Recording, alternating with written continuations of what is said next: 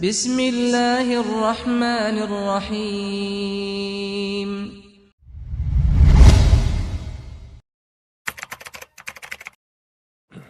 Bismillahirrahmanirrahim. Assalamualaikum warahmatullahi wabarakatuh.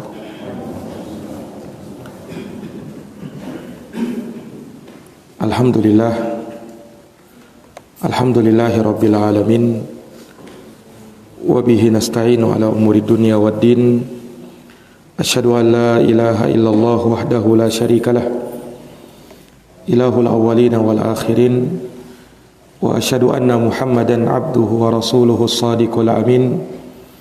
Sallallahu alaihi wa ala alihi wa sahbihi wa man tabi'ahum bi ihsanin ila yaumiddin wa sallama tasliman katsira. Allahumma la ilma lana illa ma 'allamtana innaka antal alimul hakim. Allahumma 'allimna ma yanfa'una wanfa'na bima 'allamtana wa zidna ilma ya karim.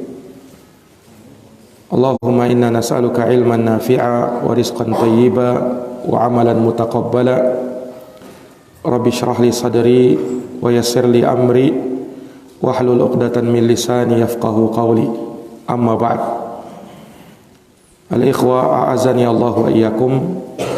Alhamdulillah, pada subuh hari ini dengan taufik darinya kita dapat berkumpul di masjid yang mulia ini untuk kita melanjutkan kembali pembahasan dari kitab Sirah Nabawiyah, di mana kita masih dalam pembahasan terkait dengan Ghazwatu Uhud, perang Uhud, dan ini mungkin sesi yang terakhir di pembahasan perang Uhud ini, di mana telah kita ceritakan di pertemuan sebelumnya bagaimana Rasulullah sallallahu alaihi wasallam bersama pasukannya kaum muslimin yang tadinya berjumlah 1.000 orang, namun karena ada pembelotan dari kaum munafikin yang langsung dipimpin oleh Abdullah bin Ubay bin Salul,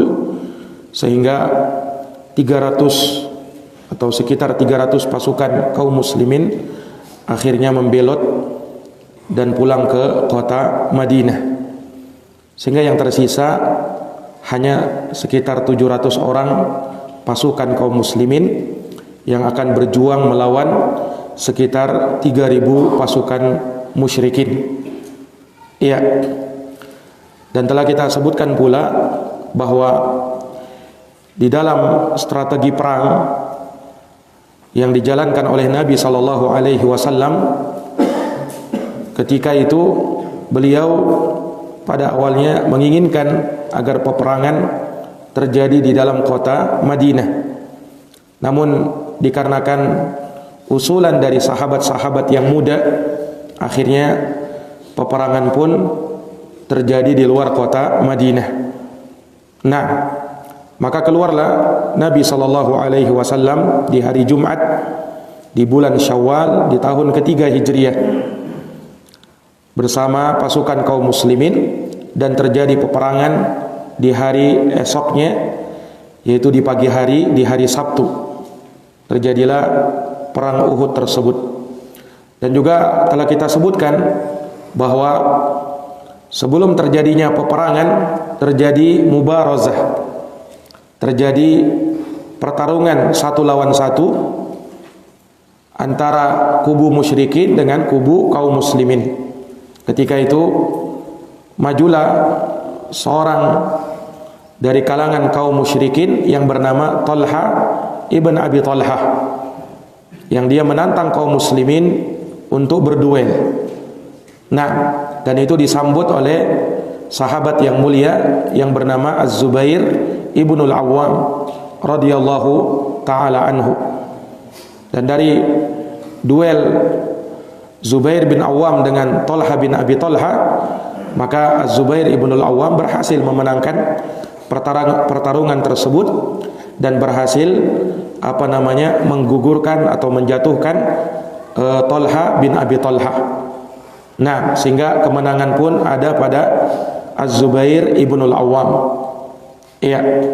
Dan setelah itu terjadilah peperangan, dan telah kita sebutkan pula bagaimana Rasulullah sallallahu alaihi wasallam membagi pasukan kaum muslimin menjadi 3 kelompok. Ada pasukan dari kalangan muhajirin, ya, yang dipimpin oleh Mus'ab ibnu Umair. Kemudian dari kalangan Ansar Nabi bagi menjadi 2. Dari suku Aus, dipimpin oleh Usaid bin Khudair, pemukanya suku Aus. Kemudian dari suku Khadraj itu langsung dipimpin oleh Al-Khabbab ibnul Mundir, dipimpin oleh Al-Khabbab ibnul Mundir. Kemudian Nabi SAW membuat pasukan khusus yang disebut dengan pasukan pemanah, yang ditempatkan oleh Nabi SAW di Bukit Rumat. Di Bukit Rumat ini sekitar 50 pasukan pemanah yang langsung dipimpin oleh sahabat Abdullah ibnu Zubair, di mana telah kita ceritakan bagaimana pesan Rasulullah sallallahu alaihi wasallam kepada pasukan pemanah, bahwa apapun yang terjadi, menang atau kalah, kalian hendaknya tetap di tempat kalian dan jangan kalian turun kecuali pada saat aku mengutus seseorang untuk memerintahkan kalian turun.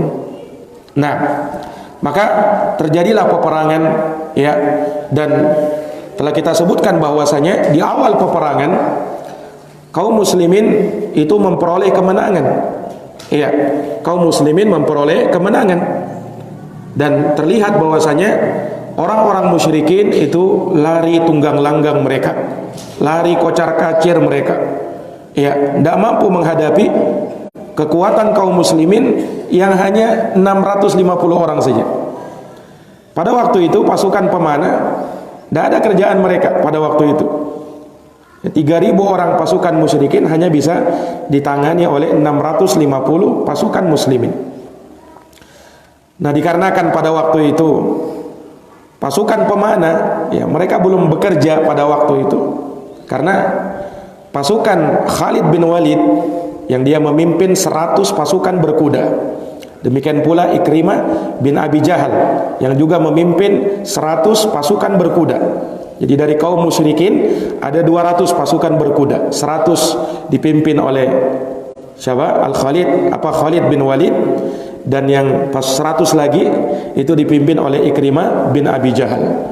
Nah, mereka tidak bisa bergerak dikarenakan adanya pasukan pemanah. Ya, sebab mereka memang sudah berjaga-jaga, dan yang paling dikhawatirkan ini pasukan berkuda ini. Pasukan berkuda yang dia bisa unggul karena berada di atas kendaraannya dengan kendaraan kuda lagi yang berlari sangat cepat sehingga bisa menghindari lawan atau serangan-serangan musuh. Nah, ini yang dikhawatirkan oleh Nabi, sehingganya Rasulullah memerintahkan pasukan pemanah untuk mewanti-wanti, menjaga pasukan ini, ya, pasukan, ya, kalau sekarang pasukan kavaleri. Nah, pasukan berkuda, ya, yang mana hal tersebut ya memang dijaga oleh Nabi SAW, jangan sampai mereka masuk di dalam peperangan. Nah, maka untuk mempertahankan itu pasukan pemanah ini sangat penting perannya, ya, di saat itu. Tapi ya, terjadilah apa yang terjadi. Nah, di saat kaum muslimin, ya, berhasil menaklukkan kaum musyrikin, ketika itu mereka lari tunggang langgang. Nah, sampai disebutkan Abu Dujanah radhiyallahu anhu, sahabat yang dia mengambil pedangnya Nabi sallallahu alaihi wasallam. Jadi dikisahkan Abu Dujanah ini ketika Nabi SAW di perang Uhud, Nabi tawarkan pedangnya. Jadi kata Nabi SAW, man ya'khud hadas saif bihaqqihi. Ya, pertamanya Nabi menawarkan kepada sahabat, man ya'khudu hadas saif, siapa yang mau mengambil pedang ini. Ditawarkan oleh Nabi pedang beliau kepada para sahabat ketika itu. Maka di saat ditawarkan seperti itu, para sahabat hampir semuanya mereka maju menginginkan pedangnya Nabi. Tapi kemudian Nabi bersabda, man ya'khud bihaqqihi, man ya'khuduhu bihaqqihi, siapa yang mau mengambil pedang ini dengan haknya. Nah, kalau dengan haknya ini ada hal yang lebih. Maka ketika itu mundur sahabat yang lain. Nah, mundur sahabat yang lain. Nah, maka di saat itulah maju Abu Dujana. Ini sahabat yang gagah berani di perang Uhud. Yang dia mau mengambil pedangnya Nabi sallallahu alaihi wasallam. Artinya kalau sudah mengambil itu dan mengambil haknya, berarti sahabat Abu Dujana ini siap berperang sampai titik darah penghabisan. Dan dia tidak akan mau mundur. Apapun yang terjadi, ya, imma dia mati atau lawannya yang mati. Itu konsekuensinya. Ini Abu Dujana, maka dia pun maju mengambil pedang Nabi, kemudian diikatkan sorban merah. Nah, dalam peperangan hal-hal yang seperti itu diperlukan untuk apa? Untuk menambah semangat, ya, semangat jiwa perang. Nah, terkadang orang-orang khusus itu kadang diberikan lambang-lambang khusus. Nah, ya, supaya ditahu bukan untuk menyombongkan diri, bukan untuk berbangga diri, tetapi untuk menambah apa? Menambah semangat di dalam peperangan. Maka ketika itu Abu Dujana diikatkan apa? Sorban merah. Nah, sebagai pertanda bahwa beliau akan maju dan terus menggempur musuh apapun yang terjadi, dan beliau tidak lagi hiraukan nyawanya. Nah, dan subhanallah Abu Dujana ini ketika perang, ya, dia berhasil menembus pasukan musyrikin sampai paling belakangnya. Ya, paling belakangnya pasukan musyrikin itu kan kaum wanita. Ya, kaum wanita ini sengaja dibawa oleh kaum musyrikin untuk memberi semangat. Jadi ketika orang-orang musyrikin mau lari ke belakang, mereka ketemu sama para perempuan. Ya, tentu mereka malu. Nah, apalagi kaum wanita musyrikin ketika itu berteriak. Artinya kalau kalian mundur ke belakang, ya, maka kami akan ditawan. Tapi kalau kalian terus maju dan nanti kalian pulang, maka kami yang akan melayani kalian. Kata para wanita musyrikin ini. Nah, Abu Dujana saking hebatnya beliau itu menembus sampai pasukan belakangnya musyrikin. Jadi dari depan Abu Dujana ini dengan gagah beraninya membawa pedang Rasulullah sallallahu alaihi wasallam sampai tembus ke belakang. Jadi menunjukkan memang di awal-awal perang itu kaum muslimin menang di perang Uhud itu. Nah, sampai di pasukan belakangnya kaum musyrikin, dan disebutkan dalam riwayat bahwa Abu Dujana ketika memegang pedangnya Rasulullah SAW dan beliau berhasil menumpas banyak dari pasukan muslimin, pasukan musyrikin, dan ketika beliau melihat sampai di pasukan belakang ada yang mau lari dan beliau ingin tebaskan pedangnya, ternyata yang dia lihat adalah wanita. Ternyata yang lari itu adalah wanita, dan beliau tidak jadi menebaskannya. Beliau berkata bahwa aku tidak ingin menodai pedangnya Rasulullah SAW dengan darah wanita. Ya, kalau wanita ya bahasa sekarang orang cemen lah. Nah, cuman perempuan. Ya, yang mau beliau ambil adalah dari kaum laki-laki, kaum musyrikin. Nah, sehingga beliau biarkan pada waktu itu. Iya, pada asalnya kan kaum perempuan kalau dia ikut perang itu boleh dibunuh. Kalau dia ikut perang, beda kalau dia tidak ikut perang, itu tidak boleh. Kaum perempuan dibunuh, anak-anak tidak boleh dibunuh. Nah, ini ikhwani fiddin a'azani Allahu wa iyyakum. Iya. Dan disebutkan ikhwani fiddin a'azani Allahu wa iyyakum bahwasanya pasukan musyrikin, ya, ketika di awal-awal peperangan mereka kalah, ya kan? Dan ini pasukan pemanah ini yang pada akhirnya mereka pun turun karena melihat apa? Harta ghanimah. Kira-kira harta ghanimah yang mereka ingin ambil itu apa? Harta ghanimah apa itu? Ada yang tahu? Hah? Apa kira-kira harta ghanimah yang mau dipungut oleh sahabat ini? Apa kira-kira? Bukan, perempuan masih mereka di belakang, mereka ketika itu belum ditawan, ya, dan tidak berhasil juga ditawan pada waktu itu. Tapi yang mereka ambil apa? Yang mereka pungut, yaitu pedang-pedang dan senjatanya kaum musyrikin. Itu harta ghanimah pada waktu itu. Ya, karena pedang dan senjata di waktu itu, di masa itu sangat berharga kan. Lebih berharga daripada emas dan perak. Nah, lebih berharga daripada emas dan perak. Jadi jangan terbayangkan harta ghanimah yang mau dipungut sahabat itu emas dan perak. Bukan. Ya ngapain juga orang musyrikin bawa emas dan perak ya kan? Di saat perang ini. Tapi yang mereka mau pungut apa?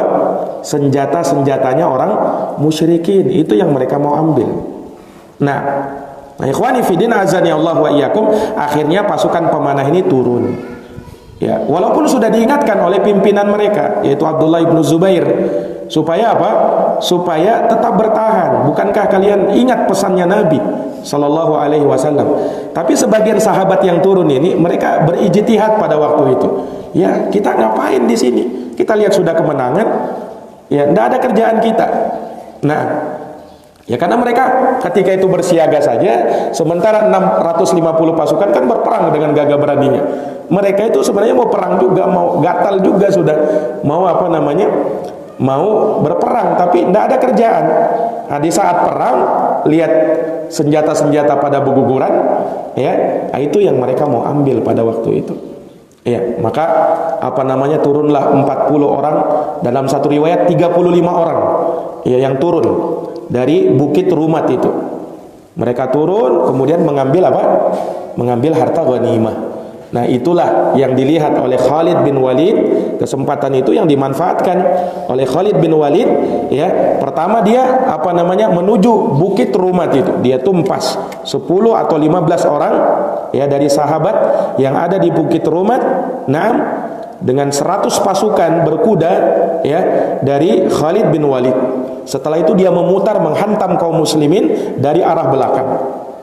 Nah, disitulah ikhwani fiddin a'azani Allah wa iyyakum, yang tadinya kaum muslimin ya berada di atas angin pada waktu itu ya, akhirnya dengan serangan balik Khalid bin Walid dari arah belakang. Nah, dan banyak kan ketika itu kaum muslimin belum sadar. Sebagian kaum muslimin masih mungut mungut harta ghanimah. Ya namanya memungut harta ghanimah, tentunya senjata sudah tidak dipegang lagi. Senjata sudah ditaruh. Kemudian mereka posisinya apa? Kalau orang lagi mungut itu posisinya bagaimana? Menunduk. Posisinya menunduk. Nah, mereka tidak sadar Khalid bin Walid ini sedang menyerang dari belakang, dan mereka berkuda, pasukan berkuda.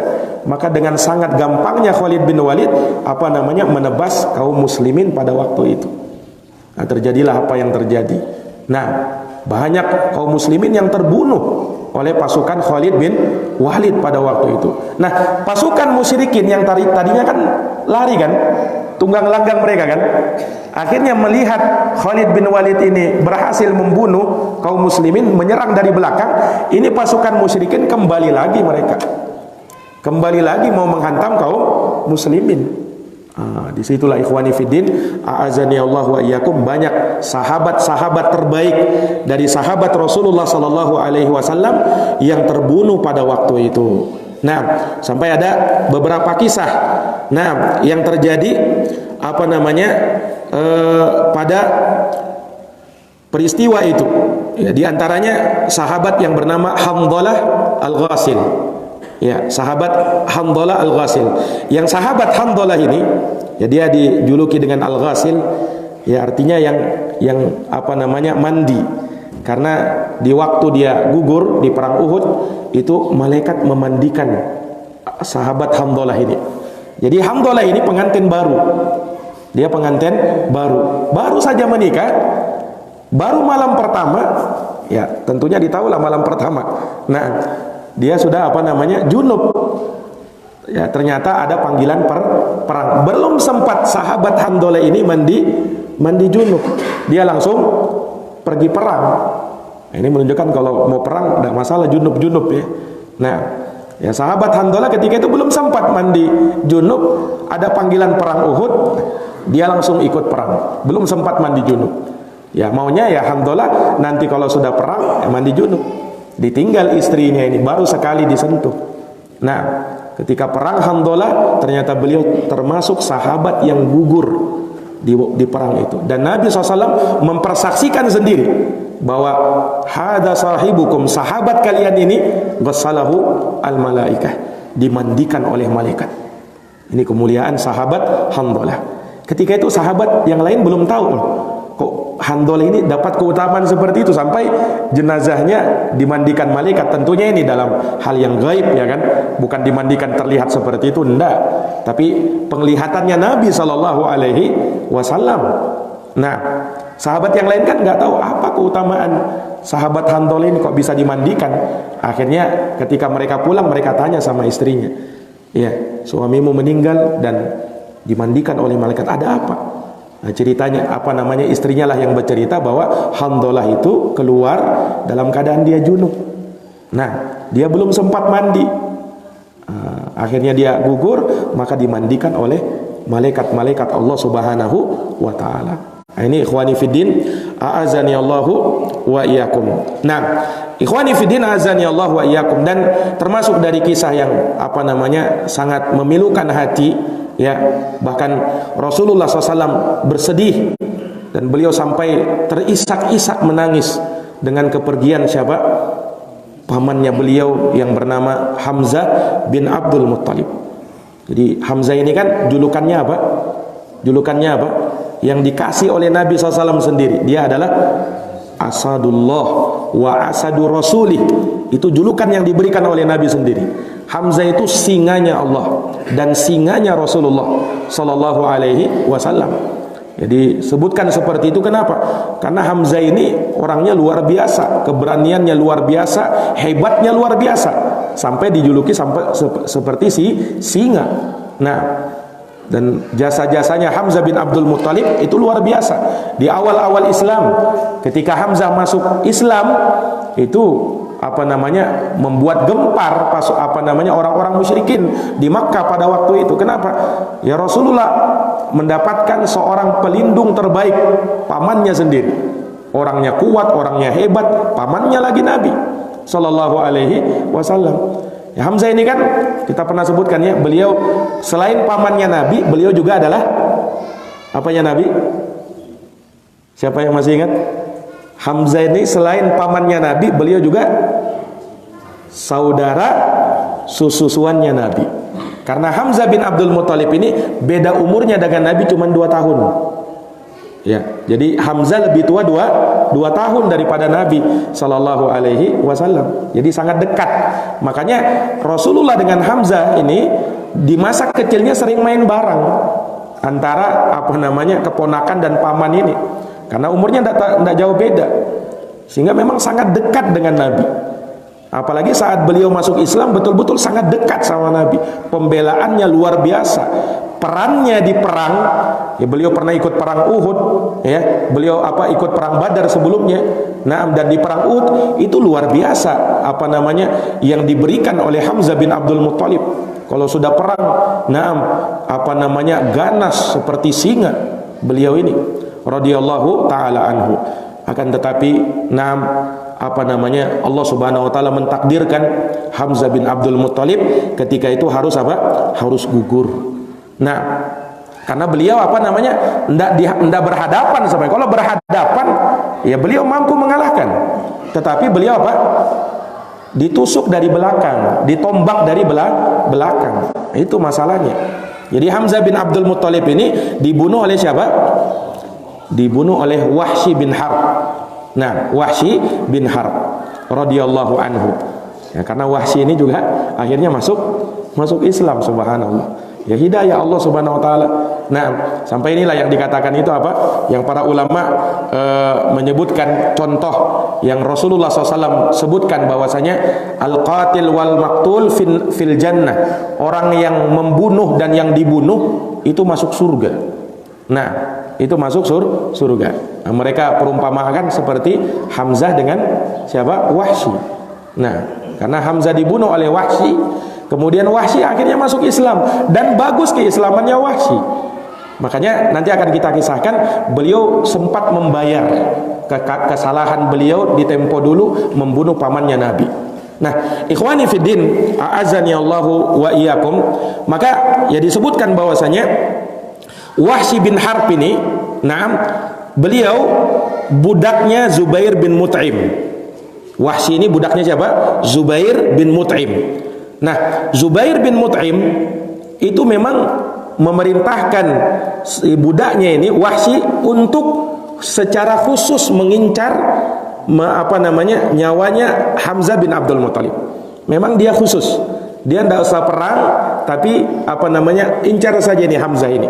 Nah, kenapa Zubair bin Mut'im ini sangat dendam dengan Hamzah bin Abdul Muttalib? Kenapa?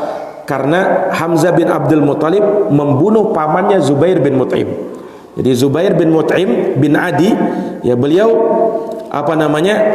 punya paman namanya Tu'aimah ibnu Adi, saudaranya bapaknya. Ya, saudara bapaknya Mut'im ibnu Adi. Nah, dibunuh oleh Hamzah bin Abdul Muttalib ketika perang Badar. Menuntut balas ini Zubair bin Mut'im, tapi dia pengecut, dia tidak berani sendiri. Dia tugaskan Wahsy budaknya ini dengan janji, Wahsy kata dia, kalau kau berhasil membunuh Hamzah, aku akan merdekakan kamu. Mau dimerdekakan siapa? Si Wahsy ini. Dan Wahsy ini memang seorang budak hebat menombak. Jadi dia itu kalau menombak hebat, bidikannya hebat. Nah, bidikannya apa? Hebat Wahsy ini.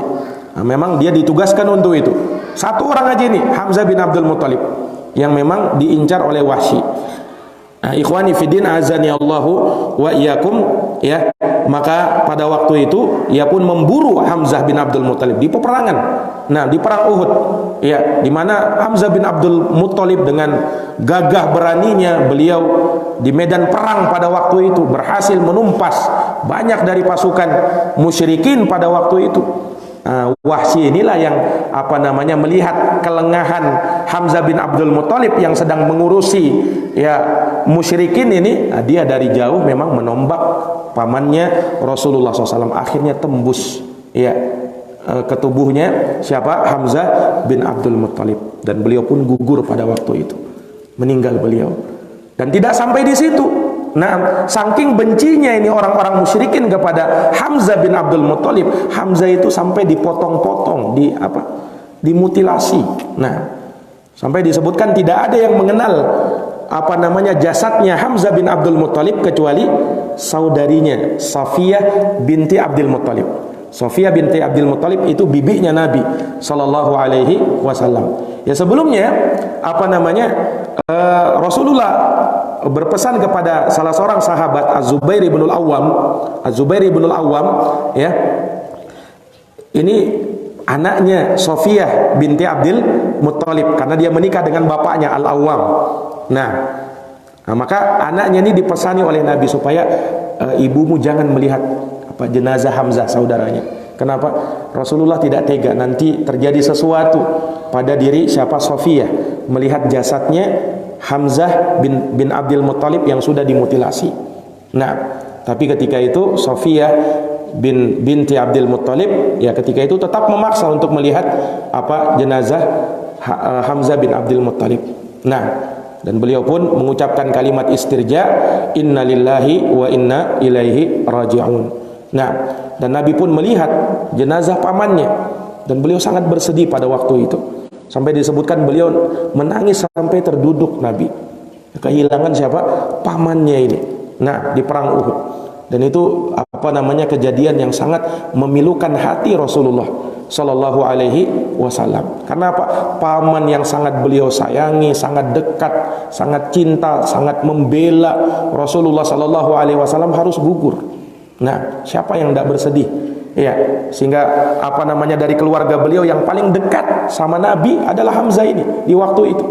Selain istri-istri beliau tentu saja, yang paling dekat dari kerabat Nabi ya Hamzah bin Abdul Muttalib harus gugur di perang Uhud.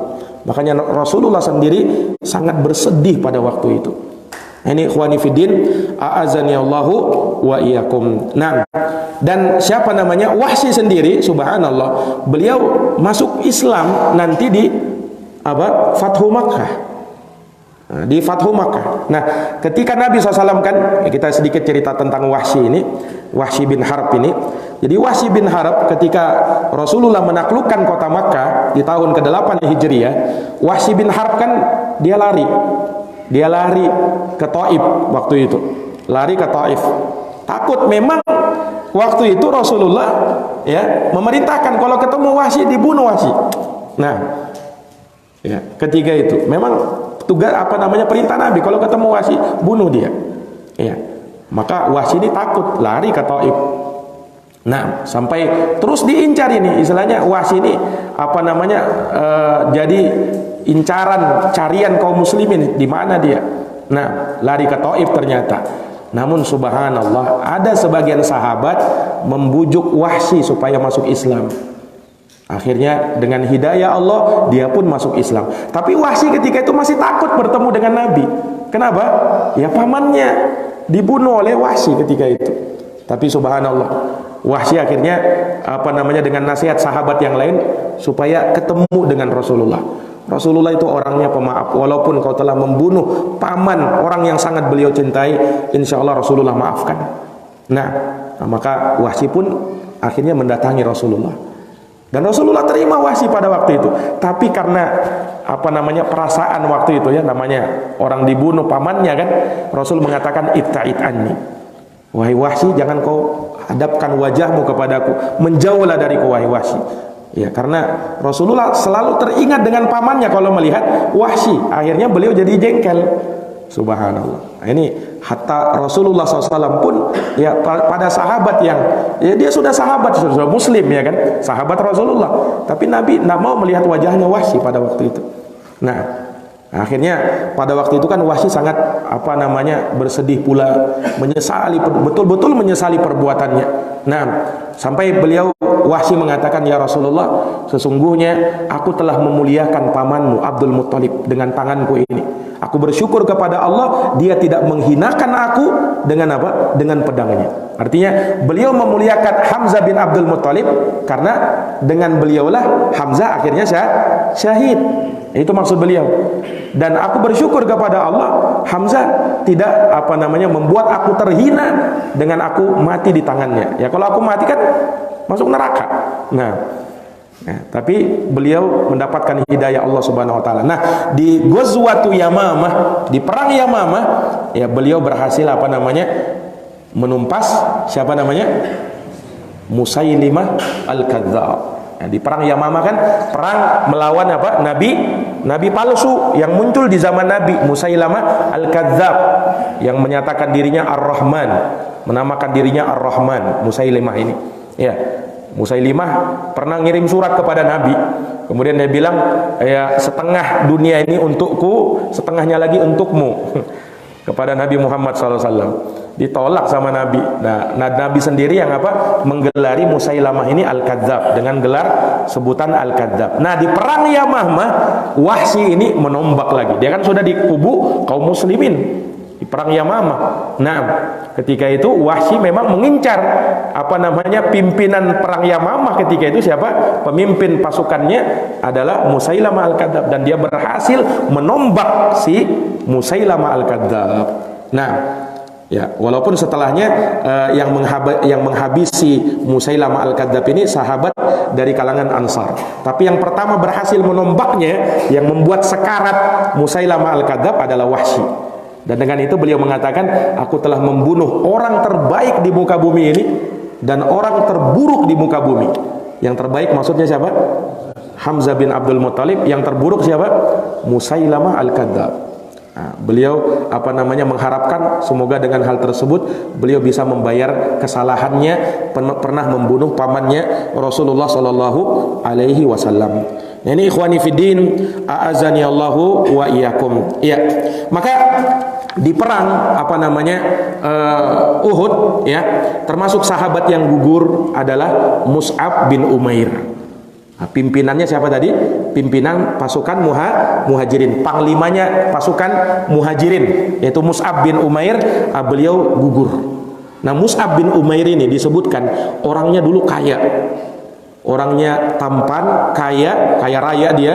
Tapi ketika dia masuk Islam, hartanya diambil oleh orang tuanya. Ya, karena orang tuanya tidak Islam. Ya, maka diambil oleh orang tuanya. Akhirnya sahabat Umair bin Mus'ab bin Umair yang tadinya kaya raya jadi orang miskin di Madinah. Karena hartanya diambil sama orang tuanya semuanya. Nah, ini yang disebutkan oleh para ulama. Kan kita sebutkan bahwa Mus'ab bin Umair ini wajahnya sangat mirip dengan Nabi Shallallahu Alaihi Wasallam. Nah, ketika Mus'ab bin Umair terbunuh, ya, maka tersebarlah isu bahwasanya Nabi meninggal. Ya namanya perang sedang berkecamuk, ya kan? Ada isu Nabi meninggal, ya ketika itu kan orang tidak tahu di mana posisinya Nabi, di mana waktu itu. Tidak semua orang tahu, tidak semua sahabat tahu di mana posisinya Rasulullah SAW, karena Rasulullah juga ikut berkecamuk dalam perang pada waktu itu. Nah, karena Mus'ab bin Umair ini mirip dengan Nabi, dia gugur, dia terbunuh. Maka terdengar isu bahwa Rasulullah meninggal, Rasulullah wafat. Itulah yang membuat surut semangat sahabat di perang Uhud pada waktu itu. Bahkan sebagian sahabat ada yang lari, Pak, dari perang Uhud. Ya, bahkan karena sebab inilah ada satu sahabat yang terfitnah. Siapa dia? Yang juga sempat lari di perang Uhud. Sahabat mulia yang dijamin masuk surga. Utsman bin Affan radhiyallahu anhu. Betul, beliau termasuk sahabat yang lari pada waktu itu. Utsman bin Affan itu yang lari di perang Uhud. Dan itu kesalahan beliau. Tetapi kesalahan itu dibuat oleh orang-orang yang membenci Utsman untuk memojokkan Utsman. Padahal betul Utsman lari, betul beliau termasuk yang lari. Tetapi Allah sudah maafkan beliau.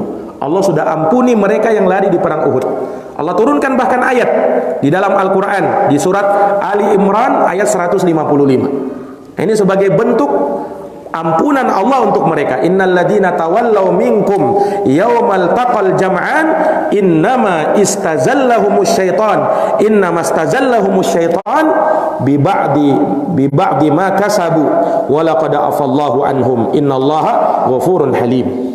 Kata Allah Subhanahu wa taala, sesungguhnya orang-orang yang berpaling darimu di hari bertemunya dua kekuatan. Nah, ini maksudnya di perang Uhud. Nah, orang-orang yang berpaling lari. Nah, kata Allah Subhanahu wa taala, innamastazallahumush syaitan. Mereka itu disesatkan oleh syaitan. Nah, jadi Allah menyatakan mereka salah. Bi ba'di makasabu. Ini dengan sebab apa yang telah mereka lakukan terdahulu.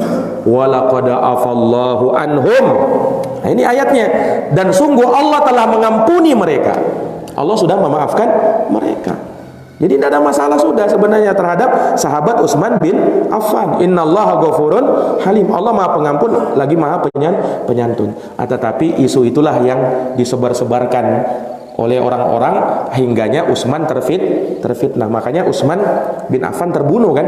Nah, kami pernah ceritakan kisahnya di Masjid Al-Kausar Sambaliung. Kisahnya terbunuhnya sahabat Utsman bin Affan radhiyallahu anhu dikarenakan hal tersebut. Beliau difitnah dengan 3 fitnah. Yang pertama, sebenarnya lebih banyak daripada itu ya. Cuman diantara yang pokok 3 ini. Yang pertama, Utsman difitnah karena katanya Utsman tidak ikut perang Badar. Utsman ikut perang Badar? Enggak. Utsman tidak ikut perang Badar. Kenapa? Karena di perang Badar Nabi sendiri sebenarnya perintahkan Utsman untuk merawat istrinya, iya kan? Akhirnya kan istrinya kan meninggal. Istrinya siapa? Istrinya Utsman siapa? Ruqayyah binti Rasulullah sallallahu alaihi wasallam. Nah, Ruqayyah ketika perang Badar sakit. Rasulullah perintahkan Utsman, kau jaga istrimu. Nah, kau jaga istrimu. Akhirnya Utsman sangat ingin ikut perang Badar, tapi karena perintah Nabi, akhirnya jaga putri Rasulullah, istri beliau sendiri. Dan qadarullah Ruqayyah kan meninggal di perang Badar itu. Nah, sepulangnya Nabi dari perang Badar, Ruqayyah meninggal. Nah, jadi di perang Badar Utsman tidak ikut karena perintah Nabi. Ya kan? Sehingga tidak ada alasan kalau ada orang memojokkan Utsman karena perang Badar, ya dia kan diperintah sama Nabi. Di perang Uhud, nah mereka jadikan juga ini tadi tuh. Karena Utsman katanya lari di perang Uhud. Betul enggak Utsman lari di perang Uhud? Betul kan? Betul. Tetapi Allah sudah maafkan dosa beliau. Namanya manusia, ya sekalipun dia sahabat mulia, tidak ada yang luput dari yang namanya kesalahan. Dan apalagi Allah sudah mengampuni. Ayatnya surat Al-Baqarah surat Ali Imran 155. Dan yang ketiga, Utsman katanya tidak ikut di Bai'atur Ridwan. Nah, ini Bai'atur Ridwan ini kan peristiwa bersejarah juga kan, yang disebutkan bahwasanya di Bai'at Ridwan ini semua sahabat yang ikut Bai'at Ridwan itu dijamin masuk surga. Utsman tidak ikut. Kenapa kira-kira Utsman tidak ikut? Ya, disebutkan bahwasanya Utsman tidak ikut karena mendapat tugas berat dari Nabi. Jadi itu cuma fitnah saja. Justru karena Utsman lah terjadi bai'atul ridwan. Kan Utsman waktu itu tidak hadir kan, karena diutus oleh Nabi untuk apa? Datang ke Mekah supaya mengabarkan kepada penduduk Mekah Nabi mau masuk Mekah bersama 1.500 sahabat, bukan untuk perang tapi untuk apa? Untuk berumroh. Pertama diutus Umar, tapi Umar berkata, ya Rasulullah, aku sangat dibenci oleh orang musyrikin dan aku tidak ada pendukungku di sana, tidak ada istilahnya pembelaku di sana. Kalau aku ke sana, musyrikin akan membunuhku ya Rasulullah, kata Umar. Akhirnya kalau begitu kata Rasulullah, Utsman kau pergi. Utsman pergi sendirian. Nah, Utsman pergi sendirian. Ketika Utsman beliau datang terlambat pulang ke Nabi, tersebar isu bahwasanya Utsman dibunuh.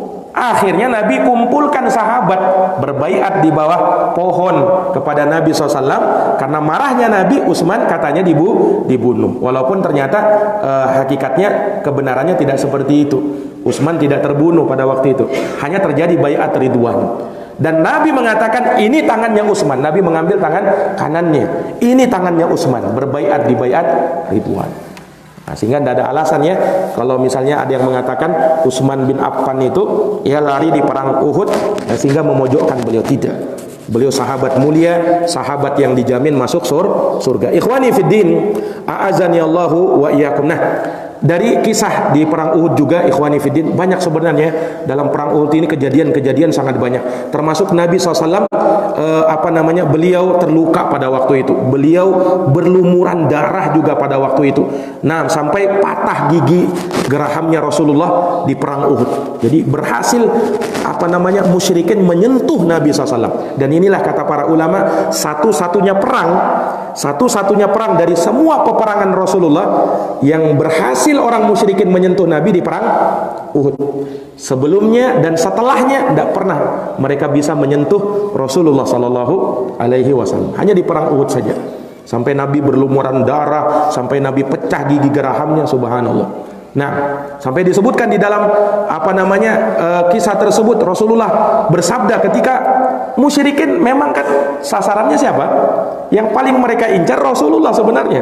Itu tujuan utama mereka. Sehingga yang selalu mereka jadikan incaran ini Nabi ini. Nah, Rasulullah SAW sampai ketika Nabi itu dikepung, Pak, Rasul bersabda begini, mayyudafi'uhum anni fahuwa rafiqi fil jannah. Siapa yang membela aku, kata Nabi, maka dia akan menjadi temanku nanti di dalam surga. Mendengarkan itu, sahabat langsung, ya sebenarnya sahabat juga ketika itu bukan karena tidak menghiraukan Nabi ya, tapi karena berkecamuknya perang, kemudian yang dihadapi ini banyak. Jadi jangan sampai ada yang mengatakan, oh kok tidak ada yang melindungi Nabi, enggak. Ya karena banyaknya, bayangkan 3.000 orang, mereka cuma 650 orang ketika itu. Nah, sehingga posisinya Rasulullah itu tidak ditahu di mana. Nah, tapi ketika Nabi berteriak seperti itu, maka sahabat pun tahu posisi Nabi, maka berbondong-bondong mereka datang kepada Nabi. Nah, mereka pasang badannya mereka menjadi tameng bagi Rasulullah Sallallahu Alaihi Wasallam. Ini ikhwani fiddin, a'azani Allahu wa iyyakum. Dan walhamdulillah Allah Subhanahu Wa Taala pun menyelamatkan beliau Sallallahu Alaihi Wasallam, yang pada akhirnya ketika itu para sahabat pun mundur. Nah, kan dalam posisi perang kan, itu para sahabat di perang Uhud menjadikan gunung Uhud sebagai apa? Sebagai punggungnya. Ya, sementara kota Madinah itu di depan. Nah, jadi Nabi dalam posisi perang Uhud itu posisinya bukan membelakangi kota Madinah, tetapi justru menghadap kota Madinah. Di punggungnya siapa? Di punggung mereka, di belakang mereka adalah gunung Uhud. Nah, maka mereka pun ketika sebenarnya masih situasi perang. Nah, akhirnya mereka mundur, para sahabat mundur ke gunung Uhud. Mereka pergi ke gunung Uhud, kemudian pasukan musyrikin akhirnya tidak bisa mengejar lagi, dan mereka pun memilih untuk mundur pada waktu itu. Nah, akhirnya dengan sendirinya peperangan usai pada waktu itu. Ini ikhwani fiddin, a'azani Allah wa iyyakum. Nah, berapa dari kalangan kaum muslimin yang meninggal pada waktu itu? Disebutkan oleh para ahli sejarah, sahabat Rasulullah yang meninggal di perang Uhud sekitar 70 orang. Berapa orang? Sekitar 70 orang. Sementara kaum musyrikin meninggal dari tubuh mereka, dari kubu mereka sekitar 20 orang saja. Nah, sekitar berapa? 20 orang saja oleh para ahli sejarah, ya. Jadi siapa yang menang dalam perang Uhud ini? Muslimin atau musyrikin? Musyrikin. Ulama beda pendapat. Ulama beda pendapat dalam hal ini. Jadi walaupun memang jumlah mereka terbunuh itu banyak kaum muslimin, tapi tidak dikatakan sebagian ulama bahkan mengatakan tidak, di perang Uhud muslimin yang menang. Sebagian lain mengatakan ya seri lah perangnya. Dari sisi jumlah betul kaum muslimin banyak terbunuh 70 orang, dan mayoritas yang terbunuh ini adalah dari kaum Ansor. Disebutkan 64 itu dari kaum Ansor, 6 orang dari Muhajirin. 64 dari Ansar, 6 orang dari siapa? Muhajirin. Nah, dari 64 ini 41 orang itu dari suku Aus, sisanya dari suku Khazraj. Itu yang terbunuh. Jadi memang mayoritas kaum Ansor yang terbunuh. Nah, ini ikhwani fiddin azani Allah. Nah, adapun musyrikin 20 aja kan. Tapi kok kenapa sebagian ulama mengatakan ini perang sebenarnya tidak dikatakan kaum muslimin kalah juga, enggak. Kenapa? Ya, karena begini, kalau dari sisi jumlah mereka kan 3.000 orang kan. Mereka 3.000 orang. Ya harusnya kan ya 3.000 orang bisa lebih banyak lah mereka tumpas. Tapi ternyata cuma 70 orang. Nah, itu sisi pertamanya. Kemudian mereka tidak berhasil membunuh Rasulullah. Kan target mereka Rasulullah. Itu tidak tercapai. Kemudian juga misi mereka memerangi Nabi dan para sahabat supaya apa? Supaya mengamankan jalur Madinah, karena kan terhambat dengan adanya kaum muslimin di kota Madinah, terhambat perdagangan mereka. Berhasil tidak mereka? Tidak berhasil. Ya kan? Kaum musyrikin tidak berhasil. Jadi tetap kaum muslimin tetap di kota Madinah, tetap menghalang-halangi orang-orang musyrikin untuk berdagang ke Syam. Tidak bisa mereka. Sehingga mereka pun gagal sebenarnya. Mereka pun gagal. Kemudian di perang Uhud, ya, awal-awal perang siapa yang menang? Nabi kan, pasukan kaum muslimin kan, sampai membuat mereka tunggang langgang lari kan, ya kan. Namun hanya karena Khalid bin Walid ini yang akhirnya memutar, akhirnya kan dia berhasil membunuh banyak kaum muslimin, ya kan. Hanya itu, tapi awalnya menang, dan pada akhirnya mereka pun juga berhasil mempertahankan diri, yang membuat pasukan musyrikin akhirnya juga mundur, takut juga mereka. Padahal jumlah mereka masih banyak loh, ya kan? Kalau mau melihat pada waktu itu pasukan muslimin yang banyak terluka, banyak terbunuh, bahkan Rasulullah pun berlumuran darah. Tapi saking pengecutnya mereka mundur mereka. Sampai disebutkan bahwasanya ketika musyrikin ini pulang ke kota Makkah, ya, di suatu daerah mereka pengen kembali lagi. Mereka mau kembali lagi karena mereka tidak puas. Ya, mereka berpikir, ini tujuan kita belum berhasil ini, kata mereka. Kita belum berhasil membunuh Rasulullah, kata mereka. Kemudian kita belum bisa mengamankan jalur Madinah. Terus apa gunanya? Hingga mereka berselisih. Sebagian mau kembali lagi ke perang Uhud, mau menumpas lagi kaum muslimin. Tapi sebagian lain mengatakan tidak usah, kita mundur dulu.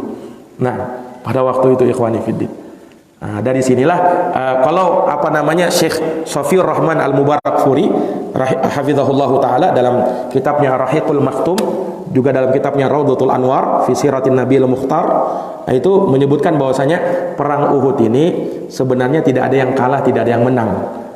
Ya, tidak ada yang kalah, tidak ada yang menang. Dia perang yang belum tuntas sebenarnya. Perang yang belum tuntas. Beda di perang Badar. Kalau perang Badar memang menang kaum muslimin. Menang kaum muslim. Kalau di perang Uhud itu kan istilahnya sama-sama mundur, akhirnya sama-sama mundur. Nah, akhirnya kata Mubarakfuri, Syekh Safiur Rahman Al-Mubarakfuri rahimahullah hafizahullah, beliau mengatakan ini perang Uhud ini perang yang belum tuntas sebenarnya. Nah, makanya nanti berlanjut perang-perang berikutnya, ikhwah. Nah, ini ikhwani fiddin, a'azani Allahu wa iyyakum. Taib. Nah, terakhir kami ingin sebutkan juga di sini ya, bagaimana ketika sahabat Rasulullah SAW perang, ya selesai perang kan sempat mereka bersahut-sahutan waktu itu di para sahabat kan berada di Gunung Uhud pada waktu itu.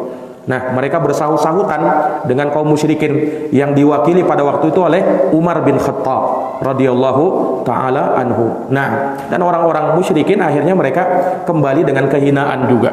Ya, mereka kembali pun dengan kehinaan. Nah, ada kisah yang pilu juga. Ya, pernah disebutkan oleh para ahli sejarah ketika Rasulullah kembali bersama para sahabat ke kota Madinah. Kan 70 orang sahabat meninggal. Tentunya banyak yang bersedih, keluarga-keluarga mereka pun bersedih. Nah, bahkan disebutkan salah seorang sahabiat yang bernama Hamnah bintu Jahash. Hamnah bintu Jahash. Ini 3 orang yang dia cintai meninggal dunia di perang Uhud. Ya, pertama dikabarkan kepada Hamnah bintu Jahash, saudara laki-lakinya meninggal yang bernama Abdullah bin Jahash meninggal. Maka beliau bersedih, beliau mengucapkan istirja, innalillahi wa inna ilaihi raji'un. Kemudian dikabarkan lagi bahwa pamannya meninggal dunia. Pamannya Hamnah binti Jahash adalah Hamzah bin Abdul Muthalib. Jadi Hamnah dengan Rasulullah ini sepupuan. Nah, jadi Hamzah itu pamannya Hamnah juga. Ya, Hamzah itu pamannya Hamnah juga. Meninggal pamannya ini Hamzah bin Abdul Muthalib, beliau sedih, tapi beliau masih bisa menahan diri. Beliau bisa menahan diri. Nah, sampai akhirnya dikabarkan lagi ternyata suaminya meninggal. Siapa suaminya? Siapa suaminya Hamnah bintu Jahash? Suaminya Umair bin Mus'ab. Mus'ab bin Umair yang tadi menjadi pemimpin pasukan Muhajirin. Nah, meninggal sahabat Umair bin Mus'ab bin Umair ini. Nah, suaminya Hamnah binti Jahash mendengarkan suaminya meninggal, beliau sudah tidak bisa lagi menahan kesedihan sampai beliau berteriak pada waktu itu. Hamnah bintu Jahash, ya, beliau meninggal, dikabari meninggal saudara laki-lakinya, beliau masih bisa tahan.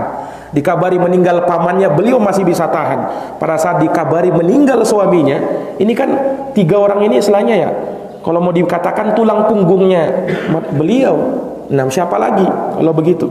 Nah, suaminya meninggal, akhirnya beliau pun berteriak pada waktu itu. Sampai karena menahan kesedihan, tentu saja. Menahan kesedihan. Nah, sampai dibuat oleh yang lainnya supaya bersabar, menerima takdir dan ketentuan Allah Subhanahu wa taala. Akhirnya pun beliau bersabar dengan hal tersebut. Nah, dan juga kisah memilukan, ada seorang wanita dari Bani Dinar, hampir mirip dengan Hamnah binti Jahsh ini. Salah seorang wanita dari Bani Dinar yang dia kehilangan, bayangkan, dia kehilangan bapaknya, saudara laki-lakinya, dan juga suaminya. Nah, ini bapaknya, ini lebih memilukan lagi. Pertama dikabarkan bapaknya meninggal. Bapakmu wahai wanita dari Bani Dinar tadi meninggal, bersedih beliau. Kemudian meninggal lagi saudara laki-lakinya. Kemudian meninggal lagi suaminya. Nah, tapi subhanallah, wanita dari Bani Dinar ini ya justru menanyakan Rasulullah sallallahu alaihi wasallam. Apa kata dia?